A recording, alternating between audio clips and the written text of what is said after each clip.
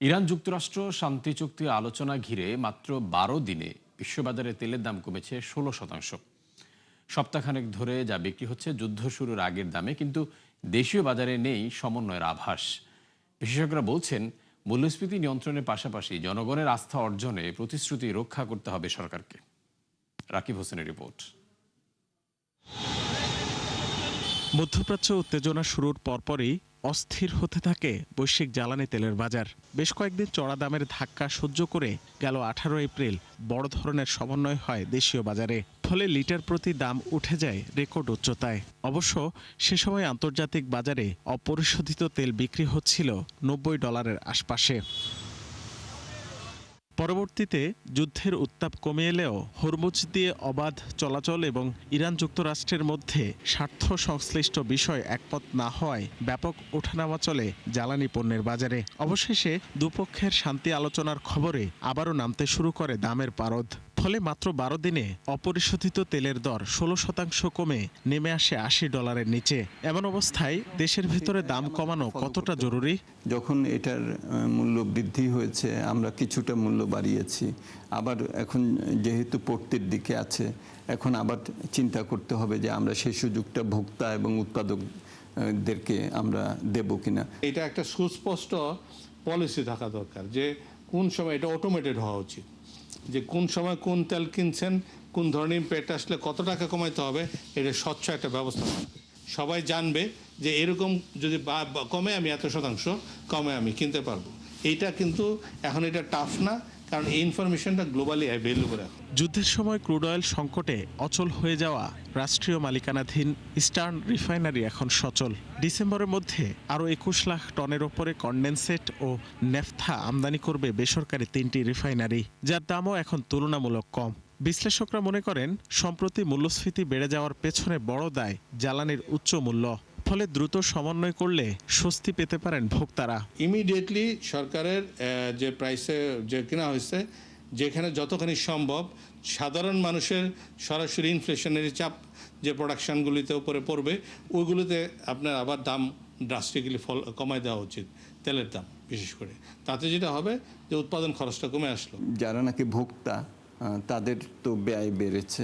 যারা উদ্যোক্তা এবং উৎপাদক, তাদেরও সেখানে উৎপাদন খরচ কিছুটা বেড়েছে। কিন্তু এটা অটোমেটিক্যালি মূল্যস্ফীতি হবে কিনা, এটা আরও অন্যান্য ফ্যাক্টরের উপরেও নির্ভর করে। তবে সামঞ্জস্য বিধান অবশ্যই আমাদের একটা পর্যায়ে করতে হবে, কারণ এখন বাজারের মূল্যের সাথে সমন্বয় করেই কিন্তু দাম নির্ধারিত হচ্ছে।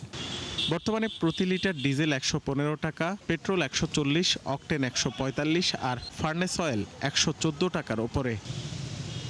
রাকিব হোসেন, 71, ঢাকা। এদিকে তেল গ্যাস আমদানির খরচ মেটাতে বাড়তি চাপে বাংলাদেশ, অথচ স্বস্তিতে পাকিস্তান সৌরবিদ্যুতে বিপুল বিনিয়োগের মাধ্যমে। সিপিডির হিসাবে উপযোগী নীতিমালা, বিনিয়োগ আর বাস্তবায়নের মাধ্যমে মাত্র 5 বছরে $18 বিলিয়ন সাশ্রয়ের পথে দেশটি। আর এই সুযোগ নিতে পারে বাংলাদেশও, যে জন্য দরকার সরকারের সদিচ্ছা।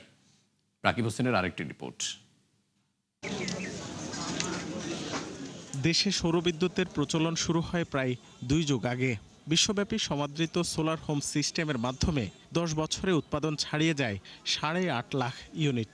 কিন্তু প্রত্যন্ত অঞ্চলে গ্রিডের বিদ্যুৎ পৌঁছানোর পর একরকম বিলুপ্ত হয়ে যায় পুরো ব্যবস্থার। ফলে বর্তমানে চাহিদার প্রায় শতভাগ নির্ভরতা তেল, গ্যাস ও কয়লার উপর, যা মেটাতে প্রতিনিয়তই দায় দেনায় পড়তে হচ্ছে সরকারকে। নবায়নযোগ্য বিদ্যুতের সম্ভাবনা নিয়ে আয়োজিত সিপিডির অনুষ্ঠানে বলা হয়, বাংলাদেশের ঠিক উল্টো পথে হেঁটে ব্যাপক সফল পাকিস্তান। মাত্র 5 বছরে যারা সাশ্রয় করেছে প্রায় $18 বিলিয়ন। শুধু তাই নয়, কয়লা আমদানিও কমেছে 67%। বক্তারা বলেন, এই পথে সুযোগ রয়েছে বাংলাদেশেরও। একটা বড় পার্থক্য পাকিস্তানের সাথে, সেটা হলো যে financing modality is completely different from that of Pakistan. যে পাকিস্তানে যেভাবে ফাইন্যান্স হয়েছে আর এখানে আমাদের যে মেন্টালিটি, আমাদের সেলফ ফাইন্যান্সে করার আগ্রহ খুব কম। আমরা সবসময় ব্যাংক নির্ভর ফাইন্যান্সের মাধ্যমে যেতে চাই, কিন্তু পাকিস্তানে সেটা হয়েছে মূলত সেলফ ফাইন্যান্সের মাধ্যমে। In terms of the quality control, the import, the customs, that's where the major quality control check panels happens, and the data that I'm showing, that is all based on tier 1 imported panels from the customs. বক্তারা বলেন, এই খাতের সংকট সমাধানে প্রস্তাবিত বাজেটে নেওয়া পদক্ষেপ যথেষ্ট নয়। যদিও চিফ হুইপের দাবি, নবায়নযোগ্য জ্বালানিকে অগ্রাধিকার দিচ্ছে সরকার। পলিসিগুলো কিন্তু এখনো পর্যন্ত পরিষ্কার না। যেমন আমরা কিন্তু এমপিপি করছি, এখনো পর্যন্ত এসএলএ কনফার্ম করা হয় না, এটা শেষ করা হচ্ছে না। তারপরে পিপিপিতে খুবই ন্যারো চ্যানেলে কিন্তু আগাচ্ছি আমরা। তো আলটিমেটলি আইপিপির ক্ষেত্রে কিন্তু এখন কিন্তু এই মুহূর্তে কোনো আইনই নাই। এই জায়গাতে ল্যান্ড প্রাইস বাড়বেই, আপনি এখান থেকে কোনো অবস্থায় ফিজিবল হতে পারবেন না আপনার হলো সোলার প্রজেক্টে। ডোমেস্টিক পার্ট হলো ডিফারেন্ট, বাট আপনি যখনই আইপিপি প্রজেক্ট করতে দেবেন, it is very challenging, almost impossible. All power ফ্রমকে ট্রানজিশন করার চেষ্টা করতেছে গভর্নমেন্ট, ফ্রম ইলেকট্রিসিটি থেকে একদম সোলার সিস্টেমে নিয়ে আসার জন্য। ইতিমধ্যেই সকল গভর্নমেন্ট অফিসগুলোকে রুফটপ করার জন্য বলেছেন, যে রিনিউয়েবল এনার্জি করার জন্য বলেছেন। যতগুলো ফ্যাক্টরি আছে আমরা সেগুলোকেও টার্গেট করেছি, সেই সবগুলোকে আমরা করার চেষ্টা করব। বক্তারা বলেন, এই খাতে বিনিয়োগ বাড়ছে বেসরকারি পর্যায়েও, যার ফলে এক বছরে 3 গুণে উঠেছে net metering rooftop solar system. Rakib Hossain, ৭১, Dhaka. অর্থবছরের 11 মাসেই $4 বিলিয়ন ছাড়ালো বিদেশি ঋণের দায় পরিশোধ। টাকার অঙ্কে যা ৫০,৫১৫ কোটি। এই অঙ্ক বছর ব্যবধানে বেড়েছে ৯.৯%। অথচ একই সময়ে $1 বিলিয়ন কমেছে ঋণ ছাড়ের পরিমাণ। অর্থাৎ দায় পরিশোধের চাপ বাড়ছে নিজস্ব তহবিলে। বিশেষজ্ঞরা মনে করছেন, এই প্রবণতা আরও ভোগাবে আগামী বছরগুলোতে। রাকিব আল জাবেদের রিপোর্ট। বাজেট সহায়তা কিংবা ছোট বড় প্রকল্প বাস্তবায়নে বাংলাদেশের অন্যতম প্রধান নির্ভরতা বিদেশি ঋণ। প্রতি বছরই যা নেওয়া হয় বিভিন্ন দেশ, সংস্থা এবং উৎস থেকে। তবে আওয়ামী আমলে ১.৫ দশকে সেই প্রবণতা বেড়ে যাওয়ায় শুধু আসল পরিশোধে চাপ বাড়ছে প্রতি বছরই। অর্থনৈতিক সম্পর্ক বিভাগ ইআরডির হিসাবে চলতি অর্থবছরের প্রথম 11 মাসে সুদ-আসল মিলিয়ে পরিশোধ করতে হয়েছে রেকর্ড। বিশ্লেষকরা মনে করেন, আগামীতে এই চাপ আরও বাড়বে। তাই দ্রুত সতর্ক হওয়ার পরামর্শ তাদের। বিদেশি ঋণের যে মূল অর্থটা আমরা ফেরত দিচ্ছি, এটা আমরা আমাদের রাজস্ব আদায় থেকে দিতে পারছি না পুরোটা। সুতরাং আমাকে ঋণ করে কিন্তু আসলে ঋণের অর্থ পরিশোধ করতে হচ্ছে। এখন যেই চাপটা আছে, এই চাপটা খুবই স্পষ্টভাবে আমাদের সার্বিক আর্থিক ব্যবস্থাপনার ভিতরে দেখা যাচ্ছে। সবচেয়ে বড় চিন্তার যেটা বিষয়, সেটা হলো যে ইন্টারেস্ট রেট কিন্তু এখন হাই হয়ে গেছে। সবাই কিন্তু আগে যেরকম লো ইন্টারেস্ট রেট দিত, কন্ডিশনালি কম থাকতো, কিন্তু এখন আসলে রেট অফ ইন্টারেস্ট কোনো কোনো ক্ষেত্রে ৩.৫% পর্যন্ত হয়ে গেছে, যেটা অনেক বেশি। ইআরডির হিসাবে মে পর্যন্ত অর্থ ছাড় হয়েছে $৪৫৩ কোটি, খানিকটা বেশি। অথচ এক বছর আগে তা ছিল $৫৫৭ কোটি। সে হিসাবে কম পাওয়া গেছে $১০৪ কোটি। অন্যদিকে বিভিন্ন সংস্থার দেয়া ঋণের প্রতিশ্রুতিও ২৩% কমে নেমে এসেছে $৪২২ কোটি। এই সময় কোনো প্রতিশ্রুতি দেয়নি জাপান, রাশিয়া এবং ভারত, যা আগামীতে সরকারের আর্থিক পরিকল্পনায় বড় বাধা হতে পারে বলে মনে করেন সংশ্লিষ্টরা। আমরা কি পরিশোধ করতে পারবো অর্থ? তার কারণ বড় যে সমস্ত প্রকল্পগুলো আছে, সেই মেগা প্রকল্পগুলোতে কিন্তু এই অর্থ পরিশোধের অলরেডি শিডিউল চলে এসছে, এবং 2027-28 থেকে কিন্তু তখন আমাদের একটা বিশাল অঙ্কের অর্থ পরিশোধ করতে হবে। তো আবার নতুন করে যদি আমরা ঋণ নেই, তাহলে সেক্ষেত্রে একটা বড় চিন্তার বিষয় থাকবে যে আমরা কিভাবে এই অর্থ পরিশোধ করব। একই সঙ্গে হয়তো কমিটমেন্ট আরো কমে যেতে পারে, তো সেটাও দেখতে হবে, এবং এটা যাতে আমরা অ্যাভয়েড করতে পারি, তো সেটার জন্য আসলে সবার সঙ্গে যোগাযোগটা বাড়াতে হবে। এটা একটা দুষ্ট চক্রের মতো হয়ে গেছে। তো সেই দুষ্ট চক্রকে ভাঙতে হলে আমার আর্থিক ব্যবস্থাপনার মধ্যে শৃঙ্খলা আনতে হবে। সেইটার জন্য যদি আমাদের যেটা সাময়িকভাবে যদি আমরা ঋণ করেও থাকি, আমাদের মাথায় রাখতে হবে যে এই ঋণটা ফেরত দেওয়ার ক্ষমতাটাও আমরা অর্জন করছি কিনা। ইআরডির হিসাবে 11 মাসে সবচেয়ে বেশি $96 কোটি ছাড় করেছে বিশ্ব ব্যাংক। রাকিব আল জাবেদ, ৭১, ঢাকা। কাঁচা পাট রপ্তানির তুলনায় পাটের পণ্য ও কাপড় রপ্তানিতে কয়েক গুণ বেশি আয় সম্ভব, কিন্তু দক্ষতা ও প্রযুক্তি সক্ষমতার অভাবে তা নিশ্চিত করা যাচ্ছে না। এই জন্য চীনের সঙ্গে যৌথ গবেষণা ও উদ্ভাবনী প্রকল্প গ্রহণের পরিকল্পনা করা হচ্ছে বলে জানিয়েছেন বাণিজ্যমন্ত্রী খন্দকার আব্দুল মুক্তাদির। বলেন, পোশাক, চামড়া, হালকা প্রকৌশল, কৃষি সহ হাতে গোনা 10টি খাত থেকে $150 বিলিয়ন আয় সম্ভব। এজন্য নীতি সহায়তার পাশাপাশি গবেষণা ও দক্ষ মানব সম্পদ নিশ্চিতে কাজ করছে সরকার। মন্ত্রী জানান, বাংলাদেশ এলডিসি থেকে উত্তরণের সকল শর্ত পূরণ করেছে। এখন মূল চ্যালেঞ্জ হচ্ছে উত্তরণের পর বৈশ্বিক প্রতিযোগিতায় টিকে থাকা এবং পরবর্তী ধাপে অগ্রসর হওয়ার সক্ষমতা অর্জন করা। এজন্য শিল্প উন্নয়নে সরকার, বেসরকারি খাত ও একাডেমিয়ার মধ্যে ঘনিষ্ঠ সহযোগিতা গড়ে তুলতে চায়। এদিন রাজধানীর সিটাপ মিলনায়তনে বাংলাদেশের সম্ভাবনাময় বেসরকারি খাতগুলোর প্রতিযোগিতা সক্ষমতা মূল্যায়ন গবেষণা শীর্ষক প্রতিবেদনের ভিত্তিতে প্রস্তাবিত প্রকল্পের ডিপিপি উপস্থাপন ও কনসালটেশন কর্মশালা অনুষ্ঠিত হয়।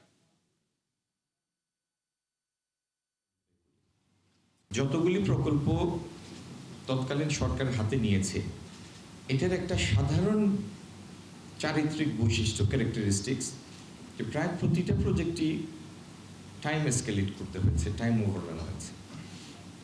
এবং কেন সময় এত বেশি লাগে তার কিছু কারণও আমরা খুঁজে বের করেছি, যেগুলি এই সরকার সেগুলি থেকে বের হয়ে আসার জন্য কাজ করছে। সকাল না হতেই ভরিতে ৫,৫০০ টাকা কমলো স্বর্ণের দাম। ফলে ২২ ক্যারেটের প্রতি ভরি স্বর্ণ কিনতে আজ থেকে গ্রাহকদের গুনতে হবে ২,২৫,২৯০ টাকা। বাংলাদেশ জুয়েলার্স সমিতি বাজুস এক বিজ্ঞপ্তিতে এ তথ্য জানায়। বলা হয়, আন্তর্জাতিক বাজারে তেজাবি স্বর্ণের দাম ২.৫% কমায় এ সমন্বয় করা হয়েছে। নতুন মূল্য অনুযায়ী ২১ ক্যারেটের স্বর্ণের দাম ২,১৫,১৪২ টাকা। এছাড়া সনাতন পদ্ধতির ১ ভরি রূপার দাম ২,৯৭৪ টাকা নির্ধারণ করে দেয় বাজুস। পেন্টাগনের কালো তালিকাভুক্তির জবাবে এবার মার্কিন সরকারের বিরুদ্ধে মামলা করেছে চীনা ই কমার্স জায়ান্ট আলিবাবা। গেল দিন ক্যালিফোর্নিয়ার ফেডারেল আদালতে এই মামলা দায়ের করে চীনা প্রতিষ্ঠানটি। বিবরণীতে বলা হয়, একটি স্বাধীন পরিচালনা পর্ষদের মাধ্যমে পরিচালিত হয় আলিবাবা, যাদের সাথে চীনের সামরিক বাহিনীর কোনো সম্পর্ক নেই। প্রতিষ্ঠানটির পণ্য ও সেবা খুচরা বাণিজ্য, সরবরাহ ব্যবস্থা এবং প্রাতিষ্ঠানিক তথ্য প্রযুক্তি ব্যবহারের জন্য তৈরি করা হয়, অস্ত্র, প্রতিরক্ষা বা গোয়েন্দা কার্যক্রমের জন্য নয়। তাই কালো তালিকাভুক্ত কোম্পানিগুলো তালিকা থেকে প্রতিষ্ঠানটির নাম অপসারণের দাবি জানায় তারা। উল্লেখ্য, গেল ৮ জুন যুক্তরাষ্ট্র চীনের আলিবাবা, বিওয়াইডি ও বাইডুকে পেন্টাগনের কালো তালিকায় অভিযুক্ত করে।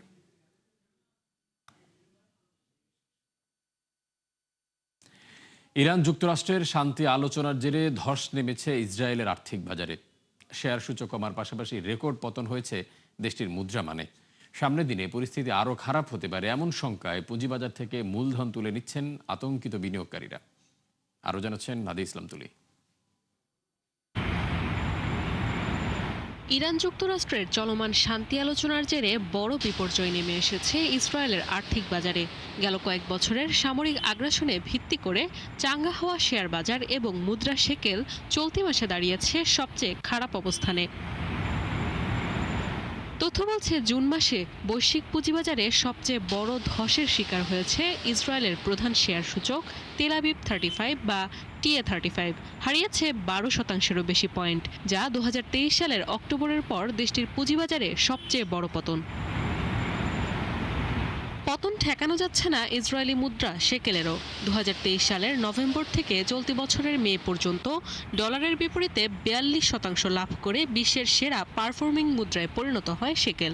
অথচ মাস না পেরোতেই তা মুখ থুবড়ে পড়েছে। অল্প কয়েকদিনে শেকেলের মান কমে প্রায় 5%, যা এই মুহূর্তে বিশ্বের যে কোনো মুদ্রার তুলনায় সর্বোচ্চ পতন। কিন্তু কেন এই আকস্মিক ধস? বিশ্লেষকরা বলছেন, ইরান যুক্তরাষ্ট্রের শান্তি চুক্তিকে ইতিবাচকভাবে দেখছেন না ইসরায়েলের বিনিয়োগকারীরা। তাদের শঙ্কা, এই চুক্তি আঞ্চলিক শত্রু মিত্র উভয় পক্ষের কাছে ইসরায়েলের কৌশলগত অবস্থানকে দুর্বল করে দেবে। দেশটির অন্যতম বড় ঋণদাতা প্রতিষ্ঠান ব্যাংক হাপো আলিমের মতে, এই শান্তি চুক্তি ইসরায়েলের দীর্ঘমেয়াদী নিরাপত্তার কোনো উন্নতি করবে না।